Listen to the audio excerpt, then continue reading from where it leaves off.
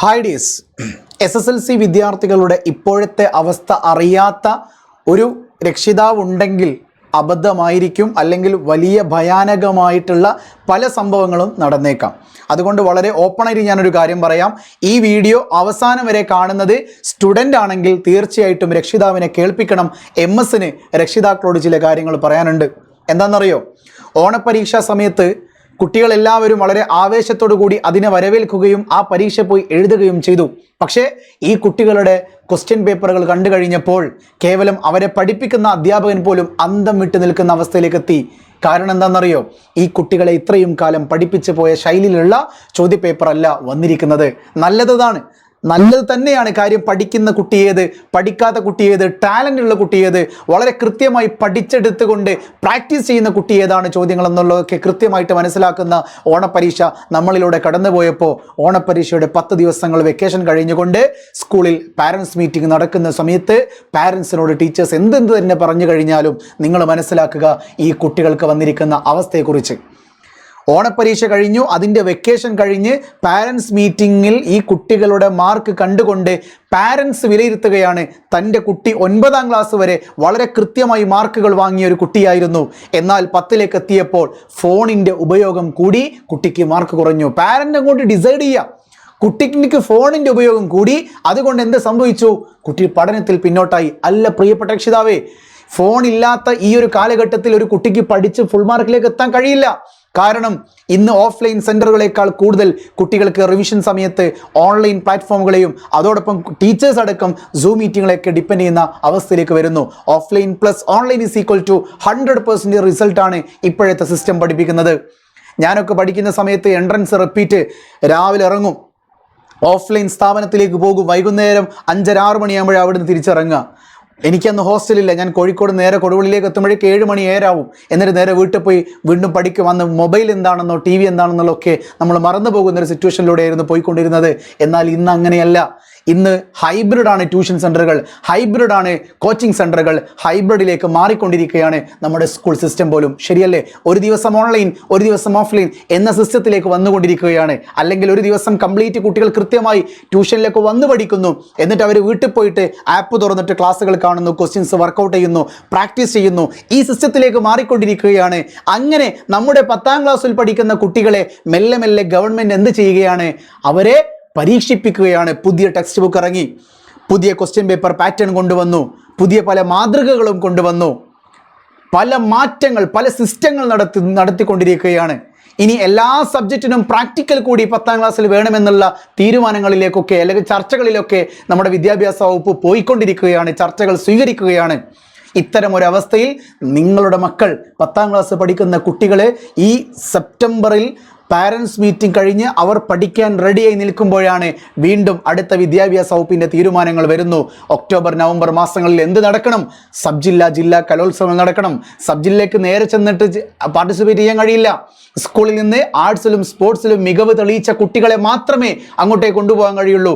ആ മികവ് തെളിയിക്കണമെങ്കിൽ 2 ആഴ്ച സ്കൂളിൽ കുട്ടികൾക്ക് വേണ്ടി വിട്ടുകൊടുക്കണം.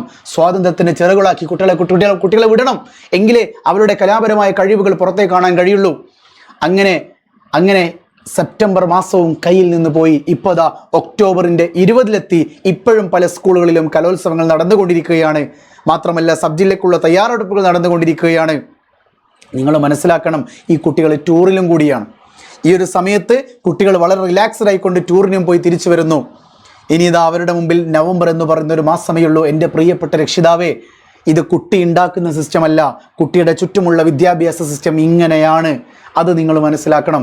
അല്ലാതെ നിങ്ങളുടെ മക്കൾ ഇൻസ്റ്റഗ്രാമിൽ ചാറ്റ് ചെയ്യുന്നത് കൊണ്ടോ, സ്നാപ്ചാറ്റിൽ സ്റ്റോറി ഇടുന്നത് കൊണ്ടോ, അല്ലെങ്കിൽ ഫോൺ കൂടുതൽ അമിത നേരം ഉപയോഗിക്കുന്നത് കൊണ്ടോ, ഫ്രണ്ട്സുമായി അമിതമായിട്ട് സംസാരിക്കുന്നത് കൊണ്ടോ അല്ല കുട്ടി പഠനത്തിൽ നിന്ന് പിന്നോട്ടേക്ക് നിൽക്കുന്നത്. കുട്ടിയുടെ ചുറ്റുമുള്ള സിസ്റ്റം ഇപ്പോൾ പഠിപ്പിക്കുന്ന തിരക്കിലല്ല, അവരെ പരീക്ഷണത്തിൻ്റെ തിരക്കിലാണ്.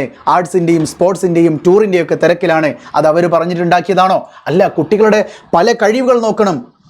ഇന്ന് ക്ലാസ്സിലെ ടോപ്പറായി നിൽക്കുന്നവൻ ഭാവിയിൽ എന്താവരുത്?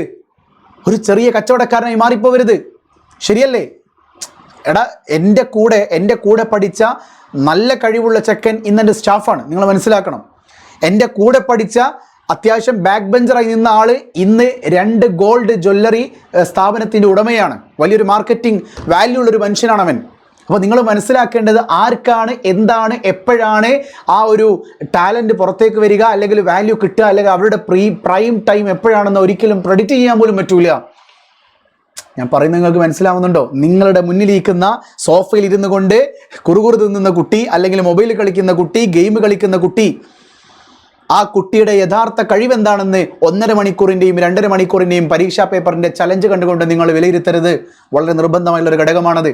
നിങ്ങളുടെ മുന്നിലിരിക്കുന്ന കുട്ടി നാളെ നീറ്റ്, JEE, CUET ഒക്കെ പോലെയുള്ള എൻട്രൻസ് എക്സാമുകൾ ക്രാക്ക് ചെയ്യുന്നില്ല എന്ന് ആര് കണ്ടു?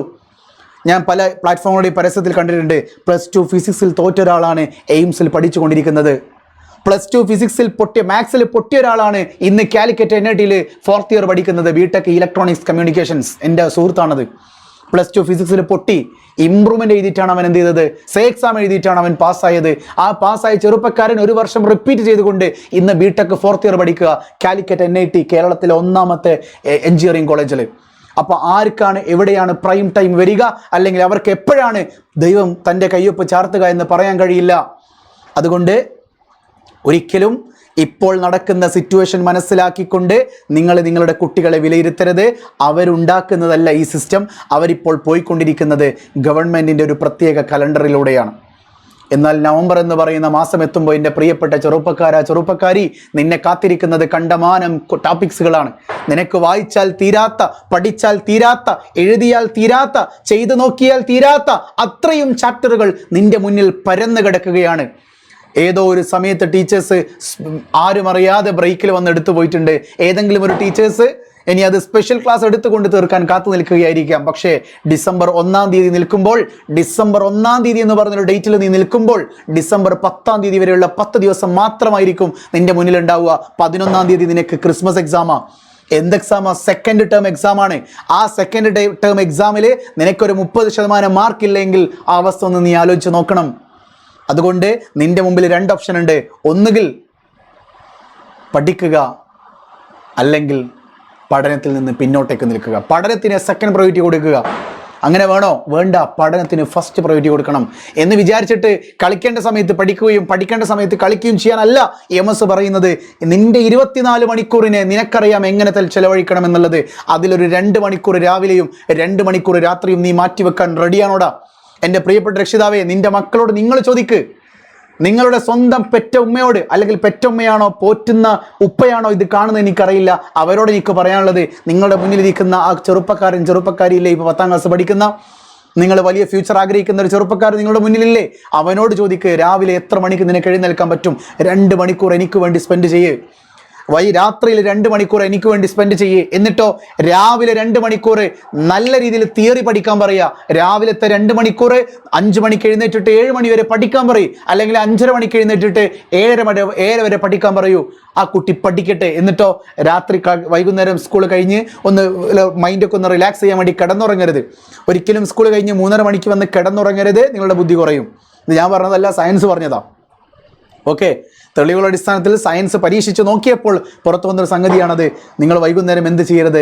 കിടന്നുറങ്ങരുത്. വൈകുന്നേരം നിങ്ങളുടെ മെൻ്റലി നിങ്ങൾ റിലീസ് ചെയ്യപ്പെടണം, റീഫ്രഷ് ആവണം. അതിന് നിങ്ങൾ കളിക്കണം. നിങ്ങളുടെ ബ്രെയിൻ ഒന്ന് റിലാക്സ് ആവണമെങ്കിൽ, ബ്രെയിൻ വൈബ്രേറ്റ് ചെയ്യണമെങ്കിൽ കുട്ടികൾ പാടത്തും പറമ്പത്തും പോയി കളിക്കണം. അല്ലാതെ ഫ്രീ ഫയർ കളിക്കാനല്ല MS പറയുന്നത്. പെൺകുട്ടികളോ വീട്ടുപണി എടുത്താൽ മതി, ഊഞ്ഞാലാടിയാൽ മതി, വെറുതെ ഇരുന്ന് ഫ്രണ്ട്സിനോട് സംസാരിച്ചാൽ മതി. കാര്യം അവരുടെ റിലാക്സേഷൻ അങ്ങനെയാണ്. പലർക്കും പഠിച്ചോന്ന് എല്ലാവർക്കും ഒരേ കാര്യം ഒന്നല്ല കൊടുത്ത്. ചിലർക്ക് തിന്നിട്ടായിരിക്കും റിലാക്സേഷൻ ഉണ്ടാവുക, ചിലർക്ക് കളിച്ചിട്ടായിരിക്കും റിലാക്സേഷൻ ഉണ്ടാവുക, ചിലർക്കോ കാമുകിമാരോട് ചാറ്റ് ചെയ്തിട്ടായിരിക്കും റിലാക്സേഷൻ ഉണ്ടാവുക. അതൊക്കെ വേറെ തരം ഉദ്ദീപനങ്ങളാണ്. അതിലേക്ക് ഞാൻ പോകുന്നില്ല. അത് അവസാനം പരാഗണം നടത്തപ്പെടുമ്പോൾ പരാജയപ്പെടുന്നത് ഒരു സമൂഹം മാത്രമല്ല, ഒരു ചുറ്റുപാട് മാത്രമല്ല, നിന്റെ സ്വന്തം ഫാമിലി കൂടിയാണെന്നുള്ളത് മനസ്സിലാക്കിയാൽ മതി. ആയിക്കോട്ടെ, കുഴപ്പമൊന്നുമില്ല. സോ എനിക്ക് പറയാനുള്ളത് ഇത്രയേ ഉള്ളൂ. രാവിലെ 2 മണിക്കൂർ തിയറി പഠിക്കുക, രാത്രി 2 മണിക്കൂർ ക്വസ്റ്റ്യൻസ് പ്രാക്ടീസ് ചെയ്യുക. സാർ, അങ്ങനെ വെറുതെ പഠിക്കാനൊന്നും പറ്റൂല. വെറുതെ പഠിച്ചാൽ പോരാ, അങ്ങനെ പോരാ. കൃത്യമായിട്ട്, ഞാൻ എപ്പോഴും യൂസ് ചെയ്യുന്ന വേർഡാണ് ഇത്, കൃത്യമായി. കാരണം എന്താ അറിയോ? ആ വേർഡിന് അത്രമേൽ പരിഗണന കുട്ടി, അത്രമേലൊരു മൂല്യം കുട്ടി കൽപ്പിച്ചേ പറ്റുള്ളൂ. 10ാം ക്ലാസ് പഠിക്കുന്ന ഒരു കുട്ടിക്ക് നിർബന്ധമായിട്ടും ചെയ്യേണ്ട കാര്യം എന്താണെന്നറിയോ? ലെവൽ 1, ലെവൽ 2, ലെവൽ 3 ചോദ്യങ്ങൾ ആ കുട്ടി കൃത്യമായിട്ട് ചെയ്ത് പഠിക്കണം. എന്താ ലെവൽ 1, ലെവൽ 2, ലെവൽ 3? ഗവൺമെൻറ്റിൻ്റെ ചോദ്യപേപ്പറിൽ 50% ഈസി ക്വസ്റ്റ്യൻസ്, 30% മീഡിയം ക്വസ്റ്റ്യൻസും 20% ഹാർഡ് ക്വസ്റ്റ്യൻസും ഉണ്ട്.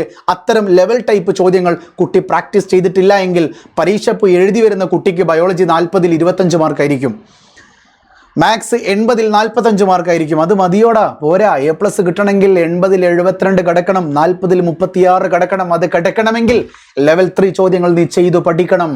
അതിന് നിന്റെ ശരീരം കിടന്നിട്ട് കാര്യമില്ല, വർക്കിംഗ് നടക്കണം. വർക്കിംഗ് ഓൺ പ്രോഗ്രസ് എന്ന് പറയും പോലെ വർക്ക് ഹാർഡടാ, നന്നായിട്ട് പണിയെടുത്തോ, എന്തെങ്കിലും റിസൾട്ട് ഉണ്ടാവുള്ളൂ. അതിന് നീ ചെയ്യേണ്ടത് എന്താണെന്നറിയോ? ലെവൽ 1, ലെവൽ 2, ലെവൽ 3 ചോദ്യങ്ങൾ നിൻ്റെ മുന്നിൽ ഇല്ല എങ്കിൽ അത് തരാൻ MS റെഡിയാണ്. MS-ൻ്റെ അടുത്ത് 499 രൂപയ്ക്ക് ഈ ലെവൽ 1, ലെവൽ 2, ലെവൽ 3 ചോദ്യങ്ങളുണ്ട്. അത് നിൻ്റെ വീട്ടിലേക്ക് എത്തിച്ചേരാൻ ഞാൻ റെഡിയാണ്. നീ എന്ത് ചെയ്താൽ മതി? മൊബൈൽ നമ്പറിലേക്ക് വാട്സപ്പ് ചെയ്താൽ മതി. പക്ഷേ ഈ മൊബൈൽ നമ്പറുടെ സീരീസ് ഇതിൽ കാണുന്നില്ല. എവിടെ പോയി? മൊബൈൽ നമ്പർ എവിടെ പോയി? ഞാൻ അവിടെ എഴുതി തരാം, ഡോണ്ട് വറി, ഞാൻ അവിടെ എഴുതി തരാം. മെറ്റീരിയൽ നമ്പർ എഴുതിക്കോ. 73, സോറി, നല്ല കട്ടിൽ എഴുതി തരാം. 73 56 16 54 71 ഈ മൊബൈൽ നമ്പറിലേക്ക് വാട്സപ്പ് ചെയ്തുകൊണ്ട് മെറ്റീരിയൽ നിങ്ങളുടെ കയ്യിലേക്ക് എത്തിക്കാം. ഇനി അതല്ല, നിങ്ങൾക്ക് റിപ്ലൈ കിട്ടുന്നില്ല എങ്കിൽ കാര്യം ഞാൻ കേട്ടിടത്തോളം 500 മുകളിൽ മെസ്സേജുകൾ വരുന്നുണ്ട്. അതുകൊണ്ട് 80 75 12 50 31 എന്ന് പറയുന്ന മൊബൈൽ നമ്പറിലേക്കും നിങ്ങൾക്ക് വാട്സപ്പ് ചെയ്തുകൊണ്ട് എന്ത് ചെയ്യാം? മെറ്റീരിയൽ നിങ്ങളുടെ വീട്ടിലേക്ക് എത്തിക്കാൻ പറ്റും. കാണുന്നില്ല, ഒന്ന് ഡീആക്ടിവേറ്റ് ചെയ്തിക്കോ. യെസ്, 73 56 16 54 71 എന്ന് പറയുന്ന മൊബൈൽ നമ്പർ, അതല്ലെങ്കിൽ 80 75 12 50 31 എന്ന് പറയുന്ന മൊബൈൽ നമ്പർ, ഇതിലേതിൽ വേണമെങ്കിലും നിങ്ങൾക്ക് മെസ്സേജ് അയച്ചുകൊണ്ട് ചോദിക്കാം, എൻ്റെ പുസ്തകം എവിടെ? 10ാം ക്ലാസ്സിൻ്റെ കുട്ടികളോടാണ് ഞാൻ ഈ പറയുന്നത്.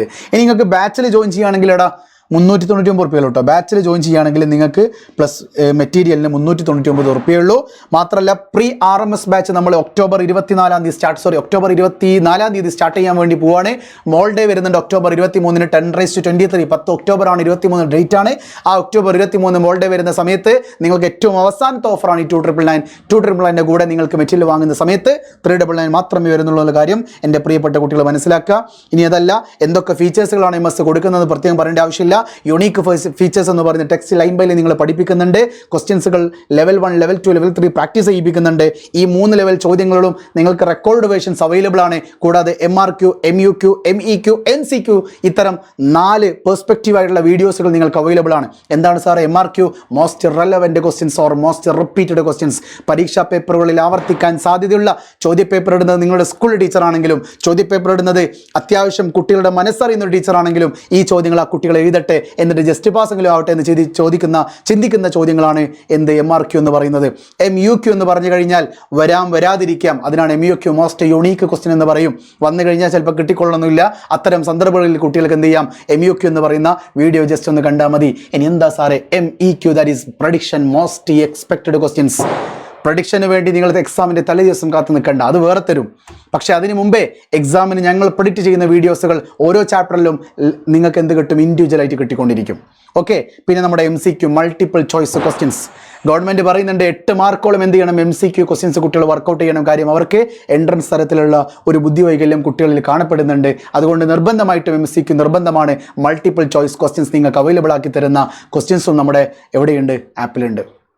ഇത്രയും ഫീച്ചേഴ്സുകൾ അവൈലബിൾ ആയിട്ട് എൻ്റെ പ്രിയപ്പെട്ട രക്ഷിതാവെ, നിങ്ങളുടെ സോഫയിലിരിക്കുന്ന കുറുകുറു നിന്നുകൊണ്ട്, അല്ലെങ്കിൽ മൊബൈൽ ഫോണിൽ കളിച്ചുകൊണ്ടിരിക്കുന്ന, ഹെഡ്സെറ്റ് വെച്ചിട്ട് പാട്ടിട്ടിട്ട് സ്നാപ്ചാറ്റിൽ സ്റ്റോറി ഇട്ടിട്ട്, അല്ലെങ്കിൽ ഇൻസ്റ്റഗ്രാമിൽ ചാറ്റ് ചെയ്തുകൊണ്ട് വെറുതെ ടൈം വേസ്റ്റ് ചെയ്യുന്ന നിങ്ങളുടെ ചെറുപ്പക്കാരോടും പറയണം, നിങ്ങളുടെ മുമ്പിൽ ഇത്രയും 299 വെറും ഒരു ബ്രോസ്റ്റ് ഫുള്ള് വാങ്ങുക, അല്ലെങ്കിൽ ഒരു മന്തി ഫുള്ള് വാങ്ങി രണ്ട് ദിവസം കഴിക്കുന്ന എമൗണ്ടേ വരുന്നുള്ളൂ. അത് നിങ്ങൾ പഠനത്തിന് വേണ്ടി ചെലവഴിച്ചാൽ ഇന്ന് കൊടുക്കുന്ന 3000 രൂപ നാളെ ചിലപ്പോൾ 30 കോടികൾക്ക് തുല്യമായിരിക്കും. അതുകൊണ്ട് വളരെ സിമ്പിളായിട്ട് ഞാൻ പറയാം, സ്ക്രീനിൽ കാണുന്ന മൊബൈൽ നമ്പറിലേക്ക് വാട്സപ്പ് ചെയ്യുക. വേഗം നിങ്ങൾ എന്ത് ചെയ്യുക? ബാച്ചിൽ ജോയിൻ ചെയ്യുക. അവരെ സഹായിക്കാൻ MS കൂടെ ഉണ്ടാവും. So stay with MS solutions. ഇനി എന്തിന് വേറെ സൊല്യൂഷൻസ്. ബൈ.